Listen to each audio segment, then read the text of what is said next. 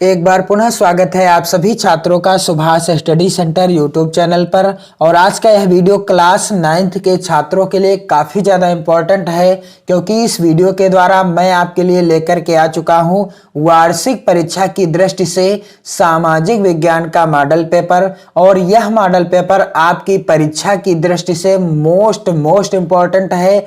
और इस model paper में यहाँ पर आप देख सकते हैं जो प्रश्न पूछे गए हैं कुछ इस प्रकार से हैं, यानी खंड आ के जो प्रश्न पूछे गए हैं सभी प्रश्न बहुविकल्पी हैं। यानी जो 20 प्रश्न आपसे पूछे जाएंगे तो ये सभी प्रश्न क्या होंगे, बहुविकल्पी होंगे। और प्रत्येक प्रश्न 1 अंक का होगा, यानी प्रत्येक प्रश्न का उत्तर देने पर आपको 1 नंबर मिलेगा। यानी बहुविकल्पी प्रश्नों को जब आप पूरी तरीके से हल कर देंगे, यानी प्रत्येक प्रश्न का सही उत्तर आप देंगे, तो आपको 20 नंबर मिल जाएंगे। और ये बहुविकल्पी प्रश्न जो होंगे, इन प्रश्नों का उत्तर आपको OMR शीट में फिल करना है। तो इस वीडियो के द्वारा मैं आपको बताऊंगा कि किस तरीके से आपको इस तरह के प्रश्नों के उत्तर OMR शीट में फिल करने हैं, क्योंकि जरा से भी गलती होने पर आपकी OMR शीट चेक नहीं होगी। तो चलिए, यदि आपने अभी तक चैनल को सब्सक्राइब नहीं किया है और आप चैनल पर नए आए हैं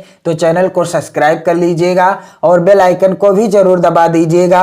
वीडियो को अपने मित्रों में भी शेयर करते रहिएगा। यहाँ आप देख सकते हैं वार्षिक परीक्षा का मॉडल पेपर है सामाजिक विज्ञान का। पूर्णांक कितना रहेगा, 70 अंकों का रहेगा और समय मिलेगा आपको 3 घंटे 15 मिनट का। यहाँ पर कुछ सामान्य निर्देश दिए गए हैं। और यहाँ आप देख सकते हैं खंड आ का जो पहला प्रश्न है, प्रत्यक्ष कर को किस नाम से जाना जाता था। प्रत्यक्ष कर को किस नाम से जाना जाता था। यहां आप देख सकते हैं पहला विकल्प है लिब्रे, दूसरा विकल्प है टाइद, तीसरा विकल्प है टाइल, चौथा विकल्प है आयकर। तो इस प्रश्न का राइट आंसर क्या हो जाएगा, इस प्रश्न का राइट आंसर हो जाएगा टाइल।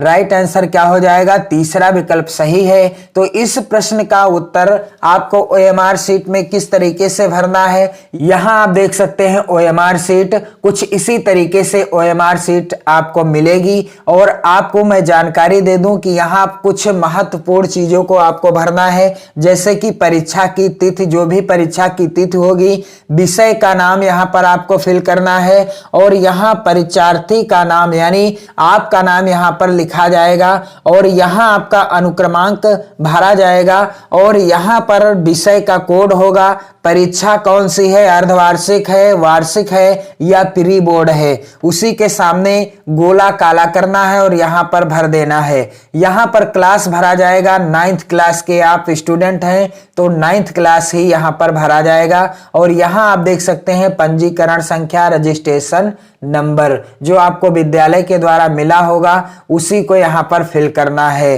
तो यदि आप OMR शीट भरने का सही तरीका सीखना चाहते हैं तो आपको वीडियो मिल जाएगा चैनल की प्लेलिस्ट में, जिसमें मैंने इन सभी चीजों को भरने का तरीका बताया है। और यहां से आपको प्रश्नों के उत्तरों को फिल करना है। लिखा हुआ है सभी प्रश्नोत्तर के गोले को काले बाल पॉइंट पेन का प्रयोग करके बिल्कुल सही तरीके से पूर्ण रूपेण काला किया जाए। यानी आपको किस तरीके का पेन प्रयोग में लाना है, काला पेन। और कौन सा, बाल पॉइंट पेन, यानी आपको जेल पेन से गोले को नहीं भरना है, डार्ट पेन से गोले को भरना है, ब्लैक पेन से। ये चीज आपको ध्यान में रखना है, क्योंकि यहां पर स्पष्ट रूप से लिखा भी है काले बाल पॉइंट पेन का ही प्रयोग करना है। तो यहां पर मैंने आपको प्रश्न बताया है प्रत्यक्ष कर को किस नाम से जाना जाता था। तीसरा विकल्प सही है, यानी गा वाला विकल्प सही है। तो इसका उत्तर आपको इस तरीके से भर देना है। यहां आप देख सकते हैं प्रश्न संख्या 1 से लगाकर प्रश्न संख्या 5 तक के प्रश्नों का उत्तर आपको इस तरीके से यानी इस कॉलम में भरना है। प्रश्न संख्या 6 से 10 तक यहां पर आपको उत्तर देना है, 11 से 15 तक यहां पर और 16 से 20 तक के प्रश्नों का उत्तर इन कॉलम में भरना है। तो यहां आप देख सकते हैं प्रश्न संख्या 1 का गा यानी तीसरा सही है। तो आपको इस तरीके से नहीं लगाना है, बल्कि आपको 1 के सामने ABCD, तो A हो गया पहला, B हो गया दूसरा, C हो गया तीसरा और D हो गया चौथा। कोई जरूरी नहीं है कि जो यहाँ पर प्रश्न में आप देख रहे हैं का, खा, गा और घा, 4 विकल्प दिए गए हैं, यानी ए, बी, सी और डी, इन्हीं को आप कर लीजिएगा। पहला जो का वाला है ए हो जाएगा, खा वाला बी हो जाएगा, गा वाला क्या हो जाएगा, सी हो जाएगा और घा वाला क्या हो जाएगा, डी हो जाएगा। तो इसमें से तीसरा सही है, यानी आपका ऑप्शन सही हो जाएगा पहले प्रश्न का तीसरा वाला गोला सी, यानी तीसरा विकल्प कौन सा है, सी। इस तरीके से बिल्कुल अच्छे से आपको इस गोले को काला कर देना है। आपको मैं एग्जाम्पल के तौर पे बता रहा हूं, यदि आपका ऑप्शन ए सही होता तो ए वाले गोले को आप काला करते। चलिए दूसरा प्रश्न देख लेते हैं। नवंबर 1917 ईस्वी की क्रांति का नेतृत्व किया था। पहला विकल्प है निकोलस द्वितीय ने, दूसरा विकल्प है लेनिन ने, तीसरा विकल्प है अलेक्जेंडर केरेस्की ने और चौथा विकल्प है ट्रॉट्स्की ने। तो राइट आंसर क्या हो जाएगा इस प्रश्न का उत्तर हो जाएगा दूसरा विकल्प, यानी खा वाला विकल्प।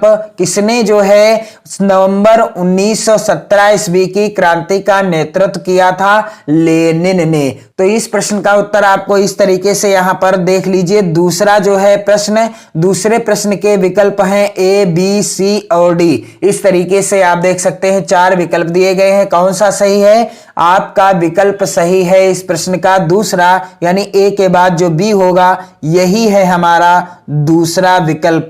दूसरा विकल्प यही है, इसी को काला कर देना है इस गोले को बिल्कुल अच्छे से। और अगला प्रश्न यहां पर आप देख सकते हैं, पहाड़ी मैदान को कहा जाता है, क्या कहा जाता है, तीसरा प्रश्न है। और पहला विकल्प है भाबर, दूसरा है बुग्याल, तीसरा है तराई और चौथा विकल्प है पठार।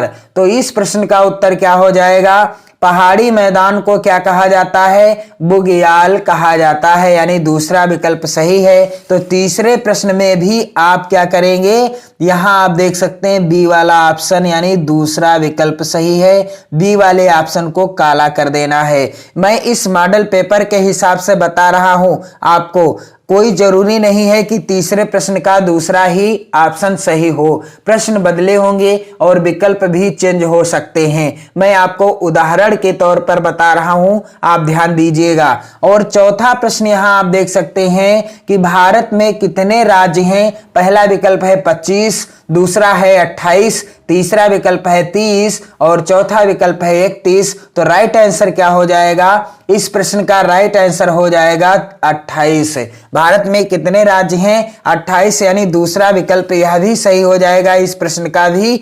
चौथे प्रश्न का दूसरा विकल्प सही है, यानी बी वाला गोला आपको काला करना है। यदि तीसरा सही होता तो सी वाले गोले को काला करते, यदि पहला सही होता तो ए वाले गोले को काला करते और यदि चौथा विकल्प सही होता तो डी वाले गोले को काला करते। बस आप ध्यान दीजिएगा कि जो ये 5 नंबर का प्रश्न का उत्तर देंगे या 4 नंबर के प्रश्न का उत्तर मैंने यहां पर बताया है, तो 4 नंबर के विकल्प कौन से हैं, ए, बी, सी और डी। इस तरीके से आपको गिनना है, इस तरीके से आपको नहीं गिनना है। प्रश्न संख्या 5, ब्रह्मपुत्र नदी को जमुना कहां कहा जाता है। यहां पर पहला विकल्प देख सकते हैं आप तिब्बत में, दूसरा विकल्प है बांग्लादेश में, तीसरा विकल्प है नेपाल में, चौथा विकल्प है भूटान में। तो राइट आंसर क्या हो जाएगा कि ब्रह्मपुत्र नदी को जमुना कहां पर कहा जाता है, किस देश में कहा जाता है, राइट आंसर हो जाएगा बांग्लादेश में,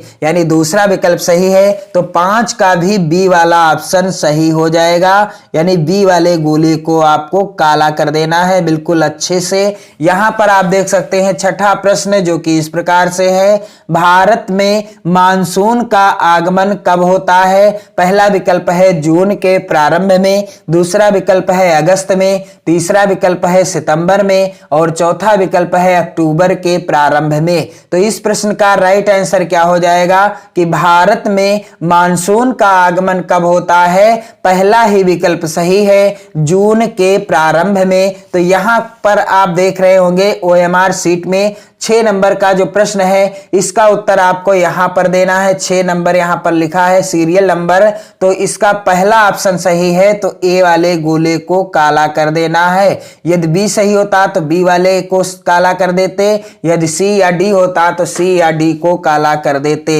अगला जो प्रश्न है प्रश्न संख्या 7, 18वीं शताब्दी के फ्रांस में जिस सामाजिक समूह का उद्भव हुआ उसे यहां पर रिक्त स्थान दिया गया है, नाम से भी जाना जाता था। पहला विकल्प है उच्च वर्ग, दूसरा विकल्प है निम्न वर्ग, तीसरा है मध्यम वर्ग और चौथा विकल्प है दास वर्ग। तो राइट आंसर क्या हो जाएगा इस प्रश्न का कि 18वीं शताब्दी के फ्रांस में जिस सामाजिक समूह का उद्भव हुआ उसे क्या जाना जाता था, गा वाला विकल्प यानी मध्यम वर्ग। तीसरा विकल्प सही है, तो आपको ओएमआर शीट में प्रश्न संख्या 7 का तीसरा यानी सी वाला जो है गोला आपको काला करना है। कौन सा गोला काला करना है? 7 का तीसरा यानी सी वाले गोले को काला कर देना है। प्रश्न संख्या 8 जो कि इस प्रकार से है, रूस में OGPU और NKVD यहां पर आप देख सकते हैं रिक्त स्थान है, थे। क्या थे? पहला विकल्प है ट्रेड यूनियन, दूसरा विकल्प है गुप्तचर, तीसरा विकल्प है खुफिया पुलिस और चौथा विकल्प है अपराधी समूह। तो राइट आंसर क्या हो जाएगा कि रूस में OGPU और NKVD क्या थे? राइट आंसर हो जाएगा इस प्रश्न का गा वाला यानी खुफिया पुलिस। तो यानी तीसरा विकल्प सही है, तो यहां आप 8 का जो तीसरा विकल्प यानी सी वाला ऑप्शन काला कर देना है। सी वाले गोले को आपको अच्छे से काला कर देना है। प्रश्न संख्या 9 जो कि इस प्रकार है, 1973 के बाद किन द्वीपों का नाम लक्षद्वीप हो गया? पहला विकल्प है लाका द्वीप, दूसरा है मिनिकॉय, तीसरा विकल्प है एमीन द्वीप और चौथा विकल्प है इन सबको मिलाकर। तो इस प्रश्न का सही उत्तर क्या हो जाएगा कि 1973 के बाद किन द्वीपों का नाम लक्षद्वीप हो गया? इन सबको मिलाकर, यानी ये जो तीनों ऑप्शन है तीनों सही हैं। तो आपका राइट आंसर क्या हो जाएगा? चौथा विकल्प, यानी इन सभी को मिलाकर क्या हो गया था? लक्षद्वीप नाम पड़ गया था। तो राइट आंसर क्या हो जाएगा? चौथा। तो यहां पर आप ध्यान दीजिएगा कि 9 का जो चौथा ऑप्शन होगा यानी इस तरीके से आप देख सकते हैं 9 का चौथा सही है। तो A, B, C और D, चौथा ऑप्शन कौन सा है? डी ऑप्शन है, इसलिए हम चौथे नंबर में डी को गोला काला करेंगे। 9 का चौथा सही है यानी डी वाला ऑप्शन। अगला जो प्रश्न है 10 नंबर का यानी 10वां प्रश्न है, सुंदरवन डेल्टा किस जानवर का घर है? पहला विकल्प है रॉयल बंगाल टाइगर का, दूसरा है एक सींग वाला गैंडा, तीसरा है तिब्बती जंगली गधी और चौथा है एशियाई शेर। तो इस प्रश्न का उत्तर क्या हो जाएगा? का वाला ऑप्शन सही है, यानी रॉयल बंगाल टाइगर का। सुंदरवन जो डेल्टा है किस जानवर का घर है? रॉयल बंगाल टाइगर का। प्रश्न संख्या 10 का पहला विकल्प सही है, इसलिए यहां पर आप देखेंगे प्रश्न संख्या 10 का ए वाला गोला काला कर देंगे। कौन से गोले को काला करना है? ए वाले गोले को, यानी पहले ही गोले को काला कर देना है। अगला जो प्रश्न है प्रश्न संख्या 11 की निम्न देश में जनमत संग्रह तथा प्रस्तावाधिकार की व्यवस्थाएं मौजूद हैं। पहला जो है विकल्प भारत, दूसरा विकल्प संयुक्त राज्य अमेरिका, तीसरा विकल्प फ्रांस और चौथा विकल्प स्विट्जरलैंड। तो इस प्रश्न का राइट आंसर क्या हो जाएगा कि निम्न देश में से जनमत संग्रह तथा प्रस्तावाधिकार की व्यवस्थाएं किस देश में मौजूद हैं? चौथा ऑप्शन सही हो जाएगा, स्विट्जरलैंड। तो यहां पर आपको चौथा गोला यानी 11 नंबर का जो चौथा गोला क्या है? डी। चौथा ऑप्शन क्या है? डी वाला विकल्प सही है, इसलिए आपको डी वाले गोले को काला कर देना है। प्रश्न संख्या 12 जो कि इस प्रकार से है, लोकतंत्र किस यूनानी शब्द से निकला है? मोस्ट इंपॉर्टेंट प्रश्न है, इसे आप जरूर नोट कर लीजिएगा। लोकतंत्र किस यूनानी शब्द से निकला है? पहला विकल्प है डेमोक्रेट, दूसरा विकल्प है डेमोक्रेटी, तीसरा विकल्प है डेमोक्रेसिया और चौथा विकल्प है उपर्युक्त में से कोई नहीं। तो लोकतंत्र किस यूनानी शब्द से निकला है? तीसरा विकल्प सही है। इसलिए आपको क्या करना है, 12 नंबर के जो है तीसरे ऑप्शन को यानी 12 का ए, बी और सी वाले गोले को आपको काला करना है, क्योंकि तीसरा जो है ऑप्शन सही है। अगला जो प्रश्न है यहां आप देख सकते हैं, प्रश्न संख्या 13, भारतीय संविधान की प्रस्तावना में निम्नलिखित में से कौन सा शब्द शामिल नहीं किया गया है? पहला विकल्प है बंधुत्व, दूसरा विकल्प है समानता, तीसरा विकल्प है समृद्धि और चौथा विकल्प है आजादी। तो इस प्रश्न का उत्तर हो जाएगा गा वाला ऑप्शन यानी समृद्धि, कि भारतीय संविधान की प्रस्तावना में कौन सा शब्द शामिल नहीं किया गया है? तीसरा ऑप्शन गा वाला विकल्प सही है। यहां पर आप देख सकते हैं 13 नंबर का जो ऑप्शन सही है कौन सा, गा वाला यानी सी वाला ऑप्शन आपको गोला कर देना है। समृद्धि शब्द को भारतीय संविधान की प्रस्तावना में शामिल नहीं किया गया। प्रश्न संख्या 14, राष्ट्रीय मानवाधिकार आयोग की नियुक्ति कौन करता है? का वाला ऑप्शन है राष्ट्रपति, खा ऑप्शन है वरिष्ठ सेवानिवृत्त जज और गा ऑप्शन है उपराष्ट्रपति और घा ऑप्शन है प्रधानमंत्री। तो इस प्रश्न का उत्तर क्या हो जाएगा कि राष्ट्रीय मानवाधिकार आयोग की नियुक्ति कौन करता है? 14 नंबर के प्रश्न का उत्तर हो जाएगा का वाला ऑप्शन राष्ट्रपति। तो यहां पर आप ध्यान दीजिएगा 14 नंबर का पहला ही ऑप्शन सही है, यानी ए वाला जो गोला है इसे आपको काला कर देना है इस तरीके से बिल्कुल अच्छे से। अगला प्रश्न है 15 नंबर का, लोकतंत्र के वर्तमान अध्यक्ष हैं? का वाला ऑप्शन है शिवराज पाटिल, खा वाला ऑप्शन है मनोहर जोशी, गा वाला ऑप्शन है सुषमा स्वराज और घा ऑप्शन है ओम बिरला। तो इस प्रश्न का राइट आंसर क्या हो जाएगा कि लोकसभा के वर्तमान अध्यक्ष कौन है? घा वाला ऑप्शन सही है, ओम बिरला। घा वाला ऑप्शन यानी चौथा विकल्प सही है। तो यहां आप देखेंगे 15 नंबर का चौथा यानी डी वाले गोले को आपको काला कर देना है। अगला प्रश्न है यहां पर 16वां, सरकार द्वारा न्यूनतम समर्थित कीमत की घोषणा कब की जाती है? पहला विकल्प है 2 वर्षों में एक बार, 5 वर्षों में एक बार, बुआई के मौसम से पहले और बुआई के मौसम के बाद। तो इस प्रश्न का राइट आंसर क्या हो जाएगा? गा वाला ऑप्शन सही है, बुआई के मौसम से पहले ही सरकार द्वारा न्यूनतम समर्थित मूल्य यानी कीमत की घोषणा की जाती है। तीसरा ऑप्शन सही है। तो 16 नंबर का तीसरा ऑप्शन क्या हो जाएगा? ए, बी और सी, यानी जो सी वाला ऑप्शन है यही तीसरा ऑप्शन है, डी वाला चौथा ऑप्शन है, बी वाला दूसरा है और ए वाला पहला ऑप्शन है। इस चीज को आप ध्यान दीजिएगा। प्रश्न संख्या 17 जो कि इस प्रकार से है, जानू पीएफ क्या है? यह जिम्बाब्वे का एक राजनैतिक दल है। दूसरा विकल्प है यह जिम्बाब्वे का एक शैक्षणिक संस्थान है। यह पाकिस्तान का एक राजनैतिक दल है और चौथा विकल्प है उपर्युक्त में से कोई नहीं। तो 17वें प्रश्न का उत्तर क्या हो जाएगा? का वाला ऑप्शन सही है, यह जिम्बाब्वे का एक राजनैतिक दल है। यहां पर आप ध्यान दीजिएगा 17 नंबर का ए वाला ऑप्शन सही है। तो ए वाला आपको गोला काला करना है बिल्कुल इसी तरह से जिस तरीके से मैं आपको बता रहा हूं। प्रश्न संख्या 18, वित्तीय मामलों में किसकी शक्तियां अधिक हैं? पहला जो है विकल्प राज्यसभा, दूसरा विकल्प लोकसभा, तीसरा विकल्प का एवं खा दोनों और चौथा विकल्प है प्रधानमंत्री। तो इस प्रश्न का उत्तर क्या हो जाएगा कि वित्तीय मामलों में किसकी शक्तियां अधिक हैं? खा वाला ऑप्शन सही है, लोकसभा। तो 18 का खा यानी यहां पर दूसरा बी वाला ऑप्शन सही है, इसलिए बी वाले ऑप्शन को यानी बी वाले गोले को काला कर देना है। प्रश्न संख्या 19 यहां पर आप देख सकते हैं, सर्वोच्च न्यायालय के मुख्य न्यायाधीश को मासिक वेतन मिलता है कितना? 1,33,000 रुपए, 1,50,000 रुपए, 1,80,000 रुपए या 2,80,000 रुपए। तो इस प्रश्न का उत्तर क्या हो जाएगा?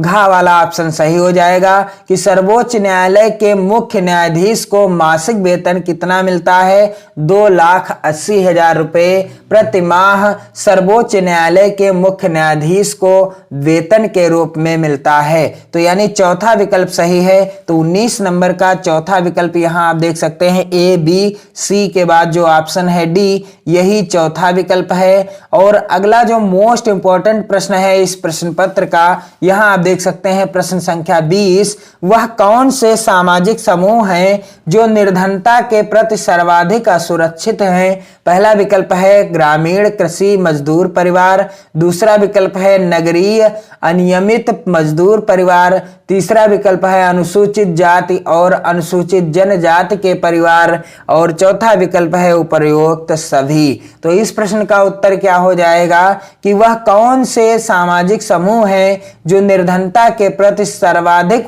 असुरक्षित हैं? तो यहां पर तीसरा जो विकल्प है बिल्कुल सही हो जाएगा, अनुसूचित जाति और अनुसूचित जनजाति के परिवार, यानी 20 का तीसरा ऑप्शन सही है। तो 20 का तीसरा यानी सी वाला गोला आपको काला कर देना है। तो कुछ इस तरीके से आपको OMR सीट को फिल करना है। जो भी प्रश्न होंगे आपके बहुविकल्पी 20 प्रश्न होंगे, इन प्रश्नों का उत्तर आपको इसी तरीके से OMR सीट में फिल करना है। बस आपको मैंने एक उदाहरण के तौर पर बताया है कि प्रश्न किस तरीके से आएंगे और किस तरीके से आपको OMR सीट को फिल करना है। आप इस वीडियो को अपने मित्रों में ज्यादा से ज्यादा शेयर करें, वीडियो को लाइक करें और अपने कमेंट भी करते रहें। प्रश्न संख्या यहाँ पर आप देख सकते हैं पहला, यानी जो खंड बा का पहला प्रश्न है, फ्रांस में जून 1793 ईस्वी से जुलाई 1794 ईस्वी के बीच के कालखंड को आतंक का राज्य क्यों कहते हैं? 4 नंबर का प्रश्न है और इस प्रश्न का उत्तर मैं वीडियो के अगले पार्ट में दूंगा। अपनी पढ़ाई को बेहतर ढंग से करते रहिए, मस्त रहिए। जय हिंद।